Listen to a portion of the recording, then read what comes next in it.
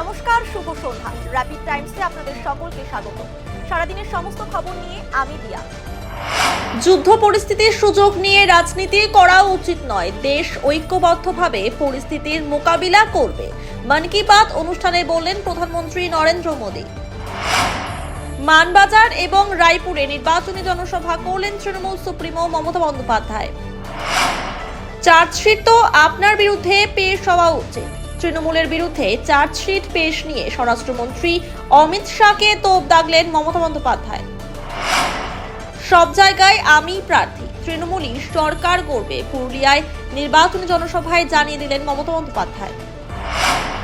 যে দলের জার্সি পরে আছেন সেই দলের হয়েই খেলুন, অন্য দলের হয়ে খেলতে গেলে ভোটের পরে লাল কার্ড দেখতে হবে, নির্বাচনী জনসভা থেকে বার্তা দিলেন অভিষেক বন্দ্যোপাধ্যায়। রবিবাসরীয় প্রচার সারলেন শিলিগুড়ির তৃণমূল কংগ্রেস প্রার্থী গৌতম দেব। 19 নম্বর ওয়ার্ডের লোকনাথ মন্দিরে পুজো দিয়ে প্রচার কর্মসূচি শুরু করেন তিনি। শিলিগুড়ির শান্তিনগর বৌবাজার এলাকায় একটি বিদ্যুতের খুঁটিতে শর্ট সার্কিটের জেরে বিদ্যুৎস্পৃষ্ট হয়ে মৃত্যু হলো এক ব্যক্তির, ঘটনার তদন্তে পুলিশ। জলপাইগুড়িতে বৃদ্ধার মুন্ডহীন দেহ উদ্ধারের ঘটনায় 24 ঘন্টা পেরিয়ে গেলেও উদ্ধার হয়নি মাথা।